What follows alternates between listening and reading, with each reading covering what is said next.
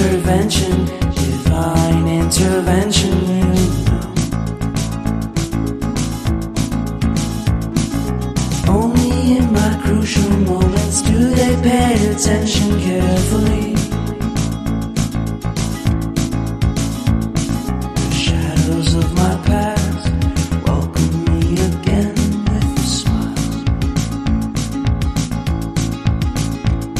But something deep within, something new, lets me emerge from my cocoon.